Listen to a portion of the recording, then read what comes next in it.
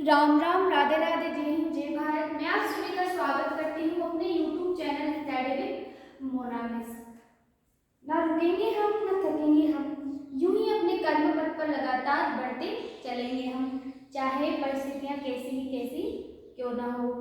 हम लोग इंडिया की पॉलिटी पढ़ रहे थे। इंडिया की पॉलिटी में भी भारत का संविधान पढ़ रहे थे।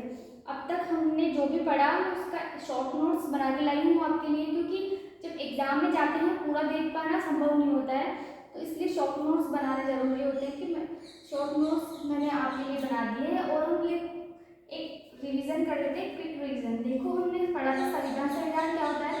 देश के शासन को संचालित और नियमित करने के लिए कानूनों का समूह होता है। इसमें क्या होता है? एक राष्ट्राध्यक्ष होता है, इसमें एक सरकार हुआ करती थी जो व्यवस्थापिका, कार्यपालिका और न्यायपालिका, इसके 3 अंग थे। व्यवस्थापिका का काम क्या था? कानून बनाना। कार्यपालिका क्या करती थी? कानून को लागू करती थी। और न्यायपालिका की क्या होती थी? दोहरी भूमिका होती थी। न्यायपालिका जो व्यवस्थापिका कानून बनाती उसको भी देखती थी, और कार्यपालिका जो कानून लागू कर रही है या नहीं कर रही है उसकी जांच भी करती थी। इसी प्रकार हमने देखा था कि संविधान के प्रकार कितने होते हैं। संविधान के प्रकार थे लिखित, अलिखित संविधान, निर्मित और विकसित संविधान था, कठोर और लचीला संविधान था। संविधान का इतिहास देखा था। संविधान के इतिहास में अपन ने 1773 का रेगुलेटिंग एक्ट देखा था। तो इसमें क्या 1773 का रेगुलेटिंग एक्ट दिखते ही आपके माइंड में क्लिक करना चाहिए कि एक बंगाल के गवर्नर जनरल का पद स्थापित किया गया था। जो फर्स्ट बंगाल का गवर्नर जनरल कौन था? Warren Hasting. वॉरेन हेस्टिंग था। और उससे 1773 के रेगुलेटिंग एक्ट से सुप्रीम कोर्ट की स्थापना करी गई थी, जिसका हेडक्वार्टर कोलकाता में थे और उसके चीफ जस्टिस एलिजाबेथ थे। 1773 के रेगुलेटिंग एक्ट के दोषों को दूर करने के लिए 1786 का पीट्स इंडिया एक्ट आया। कौन लाया था? उसके समय के तत्कालीन पीएम थे विलियम पिट्स। उन्हीं के नाम पे क्या रखा गया था? इसका नाम पिट्स इंडिया एक्ट रखा गया था। इसके तहत ही राजनीतिक और व्यापारिक गतिविधियों को पृथक पृथक किया गया था। फिर 1813 का चार्टर एक्ट आया था, जिसने जो ब्रिटिश ईस्ट इंडिया कंपनी थी उसके एकाधिकार को आंशिक समाप्त किया था, पूर्णतः समाप्त नहीं किया था। आंशिक का मतलब था कि उसमें चाय और चीन का जो व्यापार था ब्रिटिश ईस्ट इंडिया कंपनी ही कर सकती थी, और मतलब चाय और चीन का व्यापार कर सकती थी। अदर व्यापार जो ब्रिटिश कंपनियां थी वो भी कर सकती थी। 1833 का चार्टर एक्ट।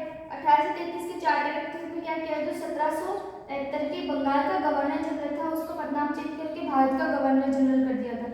एक विधि आयोग की स्थापना करी गई थी, जिसके अध्यक्ष थे मैकाले थे। 1853 का चार्टर एक्ट आया। 1853 के चार्टर एक्ट से जो क्या किया गया? जो ब्रिटिश थे उनको एक बार फिर भारत में राजनीतिक गतिविधियां संचालित करने का एकाधिकार, क्योंकि जो 1833 में उनका पूर्णतः समाप्त कर दिया था, लेकिन 1853 में एक बार उनकी फिर से विश्वास किया कि हाँ क्या पता आप सही से कर ले। लेकिन इसमें क्या करा? अब की बार इसमें 20 वर्ष, पहले 20-20 वर्ष के अंतराल पे था, लेकिन इस बार 20 वर्ष का शासन का मतलब अवधि का उल्लेख नहीं किया गया था 1853 में। फिर आया 1853 के बाद 1858 का भारत शासन अधिनियम। 1800 भारत शासन अधिनियम में भारत का एक जो गवर्नर जनरल था उसका पदनाम चेंज करके भारत का वायसराय कर दिया गया था। भारत का वायसराय कौन था? Lord Canning. भारत का वायसराय था लॉर्ड कैनिंग। यहाँ तक अपन लोगों ने देख लिया था। अब नेक्स्ट है, नेक्स्ट आगे पढ़ेंगे अपन। यहाँ तक आई होप आपको समझ में आ गया होगा। शॉर्ट नोट्स है जो आप वीडियो को पॉज करके राइट कर लेना, बहुत इंपॉर्टेंट होता है शॉर्ट नोट्स बनाना। आप मेरे साथ यूं ही लगातार पढ़ते चलिए, अपन पूरे नोट्स बनाएंगे। आज हम लोग पढ़ेंगे 1909 का पार्लियामेंटो एक्ट और 1919 का भारत शासन अधिनियम, और उसके बाद में जो 1927 का जो कमीशन आयोग आया था, यहाँ पे श्वेत आयोग जिसको बोलते हैं, उसको पढ़ेंगे। 1919 के एक्ट की उसने समीक्षा करी थी। आज ही हम लोग 3 चीज पढ़ेंगे।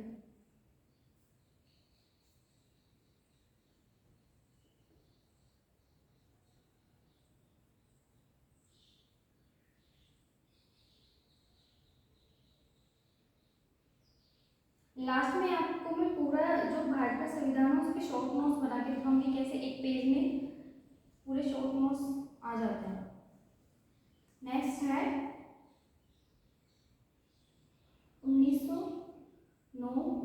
का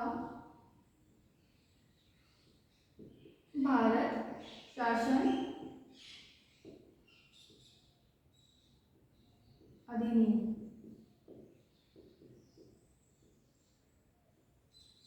1909 का भारत शासन अधिनियम, इसको क्या बोलते थे? इसको भारत परिषद अधिनियम भी कहते थे। इसका दूसरा नाम था भारत परिषद अधिनियम।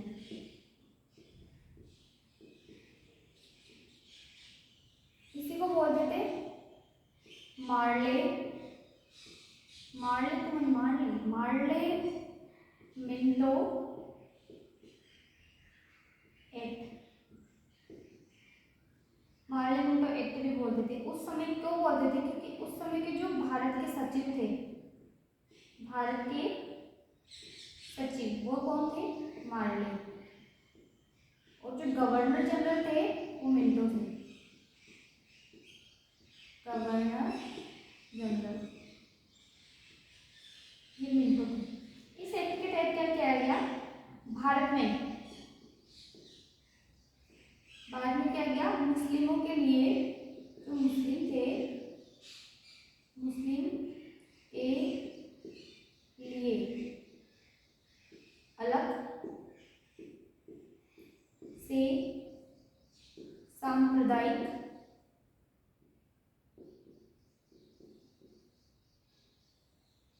निर्वाचन प्रणाली की व्यवस्था की गई। अब तुम पूछोगे ये सांप्रदायिक निर्वाचन प्रणाली क्या भला है? सांप्रदायिक का मतलब होता है एक धर्म एक भाषा के आधार पर कोई जो वर्ग होता है वो एक धर्म भाषा और अपनी संस्कृति के आधार पर जो राजनीतिक गतिविधियां है उसको राष्ट्र और समाज से अधिक महत्व देता है कि हमको अलग से यहाँ पे प्रावधान करो इस चीजों के लिए। तो ये सांप्रदायिक निर्वाचन प्रणाली होती है। सांप्रदायिक निर्वाचन प्रणाली लागू किसने करी थी? मिंटो ने। तो सांप्रदायिक निर्वाचन प्रणाली का जनक कौन किसको कहते हैं? मिंटो को। ये वेरी इंपॉर्टेंट है। सांप्रदायिक बहुत बार एग्जाम्स में पूछा हुआ है। सांप्रदायिक निर्वाचन प्रणाली का जनक कौन? मिंटो। मार्ले नहीं है, कौन? मिंटो। मिंटोस खाओ, दिमाग की बत्ती जलाओ। ये सांप्रदायिक निर्वाचन प्रणाली है इसीलिए मतलब एक मुस्लिम अलग से संप्रदाय बन गया, मतलब दो भागों में बांट रहे कि हम तो मुस्लिम हैं, हमको यहाँ पे कुछ अधिकार नहीं मिलेगा क्योंकि यहाँ पे हिंदू ज़्यादा है, तो हिंदुओं के लिए जो प्राथमिकता होगी वो ज़्यादा होगी, हमारे लिए नहीं होगी, तो हमारे लिए तो अलग से व्यवस्था करो।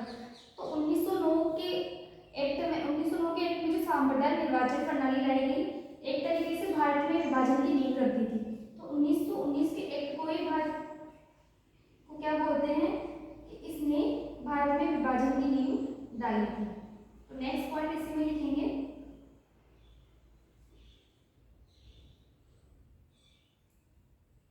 1909 एक्ट ने भारत में विभाजन की नींव रखी।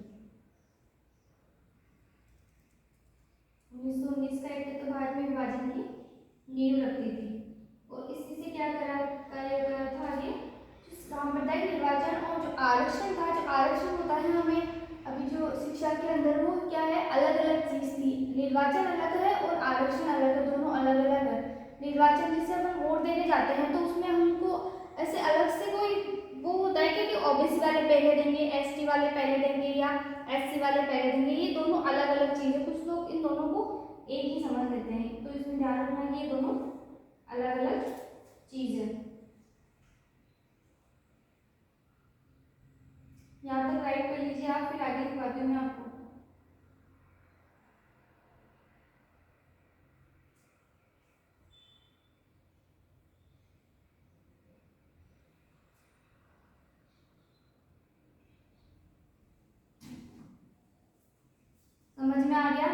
मार्लिन एक्ट बोलते हैं, भारत परिषद अधिनियम कहते हैं। मार्लिन एक्ट क्योंकि सचिव कौन थे? मार्लिन थे। मिंटो क्या थे? गवर्नर थे। भारत में मुस्लिमों के अलग से सांप्रदायिक निर्वाचन प्रणाली की व्यवस्था की गई थी। सांप्रदायिक निर्वाचन प्रणाली का जनक मिंटो को बोलते थे।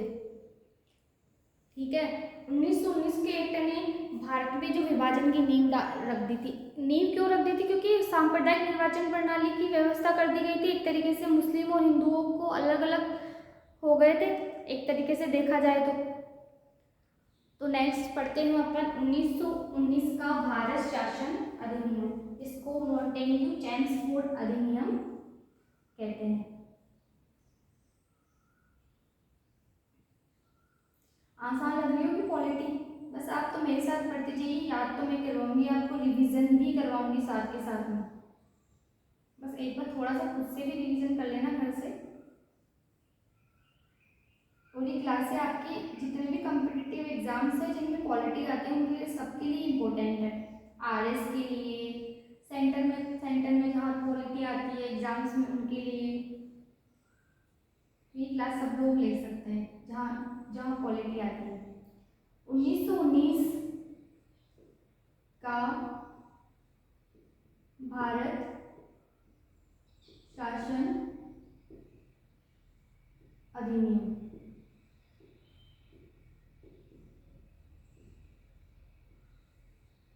1919 का भारत शासन अधिनियम, इसको क्या बोलते थे? मॉन्टेग्यू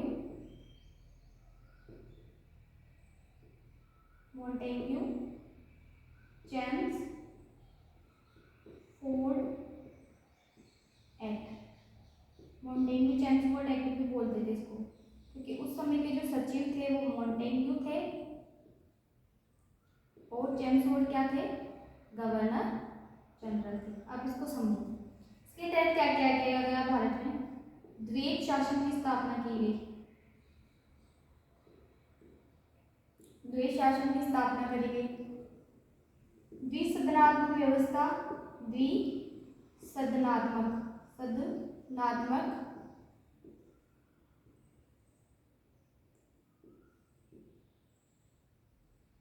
व्यवस्था की गई। व्यवस्था जिसमें एक तो क्या थी? विधानसभा, एक विधानसभा हुआ करती थी और एक राज्यसभा। राज्यसभा को भी राज्यसभा ही बोलते हैं, लेकिन जो विधानसभा है उसको अभी क्या कहने लगे अपन? लोकसभा। और क्या किया गया था? जो केंद्र जो राज्य के बीच है विषयों का बंटवारा किया गया। राज्य के बीच विषयों का बंटवारा किया गया। विषयों का बंटवारा किया गया। और क्या किया गया?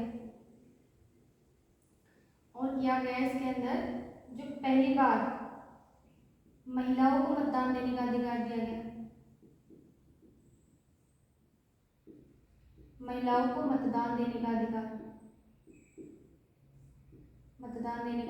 दिया गया। 1919 के भारत शासन अधिनियम के द्वारा महिलाओं को मतदान देने का अधिकार दिया गया।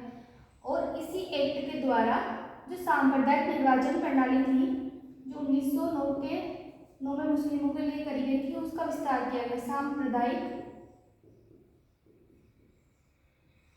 निर्वाचन प्रणाली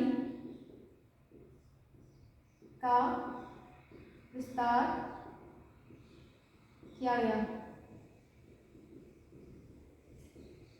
फर्स्ट सिख, सेकंड है ईसाई, भारतीय ईसाई।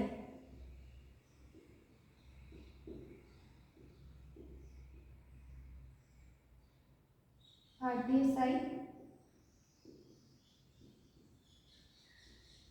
थर्ड है आंग्ल भारतीय थे और यूरोपीय।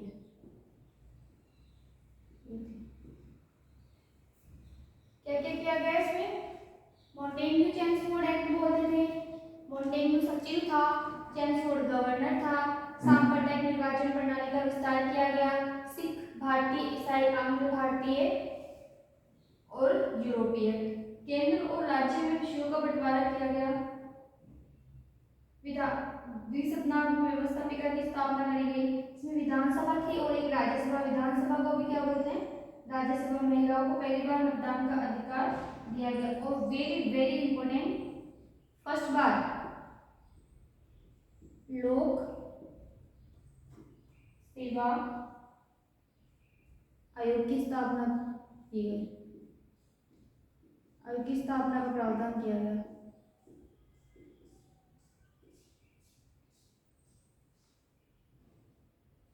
और इस समय जो केंद्र का हेड था, जो केंद्र का हेड वो कौन हुआ करता था?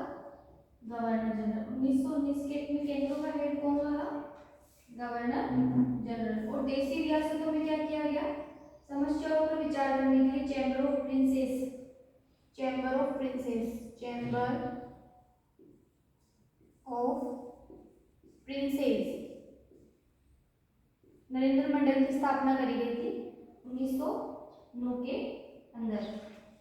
यहाँ तक हम लोग लिख लेते हैं, इसको यहाँ तक लिख लेते हैं जितना पढ़ा है। समझ में तो आ रहा है? समझ में आ रहा है तो कमेंट बॉक्स में प्लीज लिख दिया करो समझ में आ रहा है मैम, मिस और हमें समझ में आ रहा है।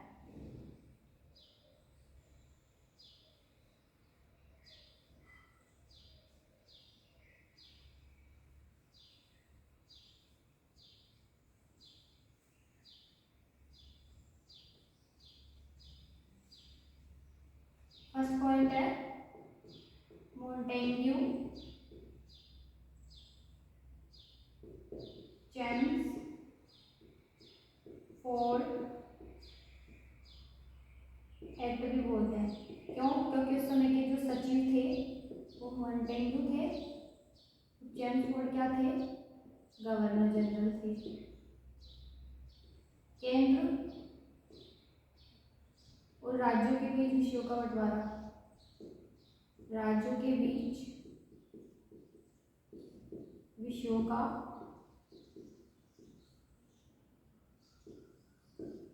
का बंटवारा किया गया।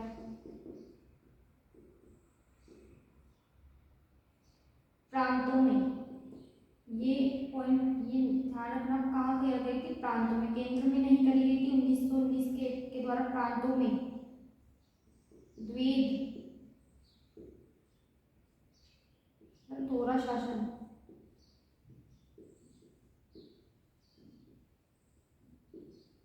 शासन की स्थापना की गई।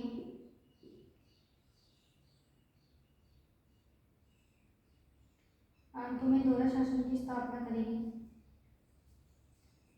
द्विसदनात्मक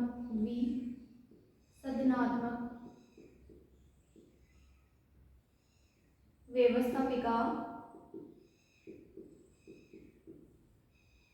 की स्थापना की गई, जिसमें क्या थी? द्विसदनात्मक में एक विधानसभा थी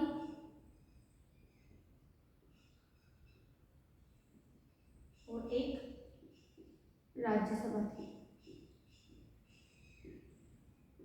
जो विधानसभा थी अभी वर्तमान में इसको क्या बोलते हैं? लोकसभा। लोकसभा यहाँ तक राइट करो।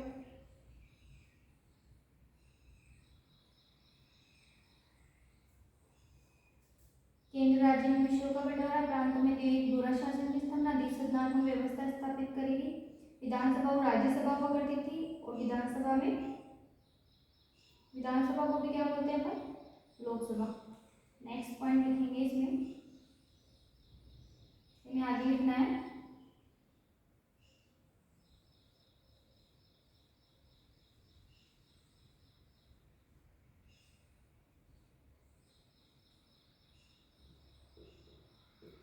लोक सेवा आयोग की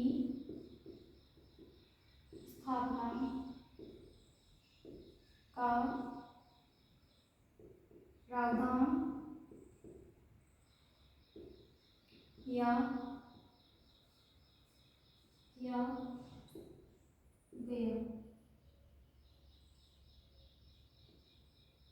सांप्रदायिक निर्वाचन प्रणाली का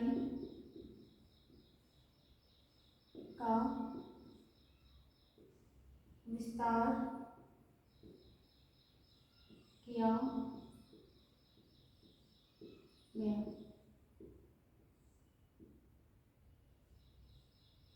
सांप्रदायिक निर्वाचन प्रणाली का विस्तार किया गया। किस किस के किया गया? आंग्ल भारतीय, दूसरा सिख, तीसरा ईसाई।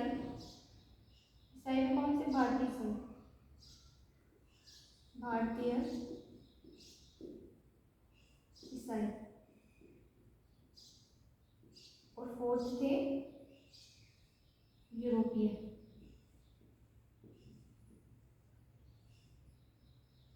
नेक्स्ट पॉइंट है इसी में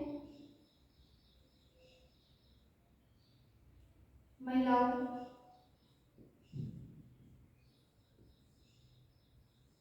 को मत देने का अधिकार दिया गया। पहली बार महिलाओं को मत देने का अधिकार कौन से एक्ट से किया गया? 1919 के बाल शोषण अधिनियम द्वारा। 1919 में किसकी स्थापना करी गई थी? नरेंद्र मंडल की स्थापना की गई। 1919 में नरेंद्र मंडल की स्थापना करी, लोक सेवा आयोग की स्थापना का प्रावधान किया, सांप्रदायिक निर्वाचन प्रणाली का विस्तार किया गया, आंग्ल भारतीय, सिख और भारतीय ईसाई और यूरोपियों के लिए महिलाओं को मत देने का अधिकार दिया गया। 1919 में नरेंद्र मंडल की स्थापना करी गई। और इस एक्ट की जो सबसे इम्पोर्टेंट बात है वो है कि इस एक्ट की क्या थी? खुद की प्रस्तावना थी। 1919 के एक्ट की क्या थी? इसकी खुद की प्रस्तावना थी। इस एक्ट की 20 वर्ष बाद, सॉरी 10 वर्ष बाद, 10 वर्ष बाद क्या करी गई? समीक्षा करी गई। समीक्षा करी गई। समीक्षा करने के लिए कोई तो आएगा अप्लाई करने के लिए इसकी। कौन आया?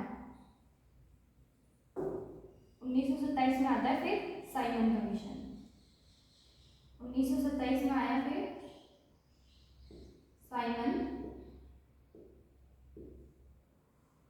कमीशन।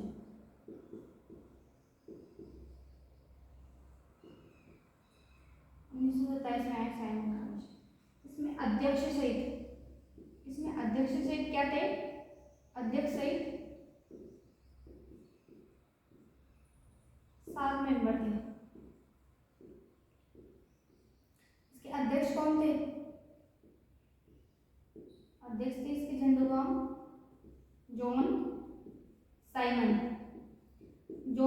इसके अध्यक्ष थे, इसीलिए इसका नाम क्या पड़ा था?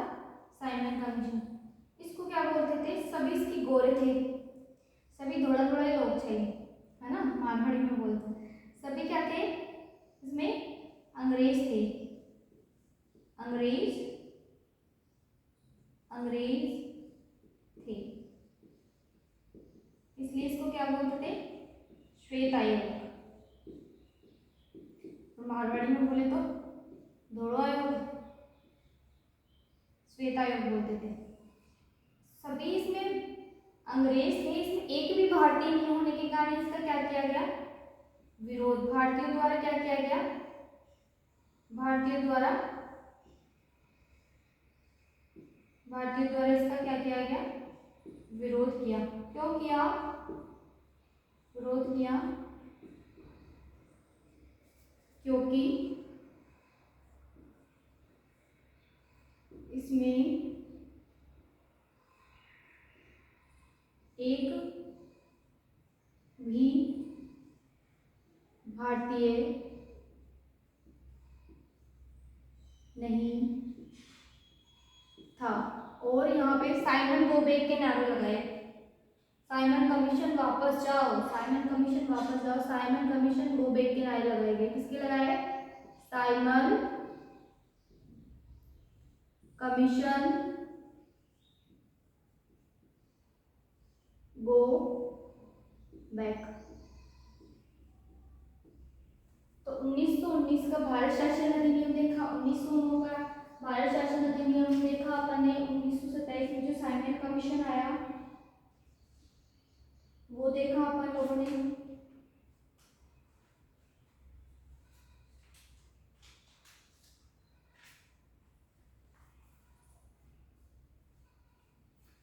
ठीक है, समझ में आया होगा, कोई यहाँ तक समझ में आया होगा। 1909 का एक्ट था मार्लेमेंटो एक्ट बोलते थे, 1919 को मोंटेग्यू चेम्सफोर्ड एक्ट बोलते थे। इसकी समीक्षा के लिए 1927 को साइमन कमीशन आया, जिसमें सारे सदस्य क्या थे, अंग्रेज थे, और उसके अध्यक्ष थे जॉन साइमन। इसमें इन्होंने भारतीयों ने विरोध किया क्योंकि सारे सदस्य अंग्रेज थे, एक भी भारतीय नहीं था। साइमन गोबेक के नारे लगाए, न रुकेंगे हम न थकेंगे हम, यूं ही अपने कर्म पथ पर लगातार बढ़ते चलेंगे हम। आई होप ये क्लास आपको समझ में आई होगी। नहीं, और कमेंट बॉक्स में बता दीजिएगा कि कैसी लगी ये क्लास, क्या कमी है वो भी बता दीजिएगा। मैं इसको फुलफिल करने की नेक्स्ट क्लास में पूरी कोशिश करूँगी। Thank you for watching this video.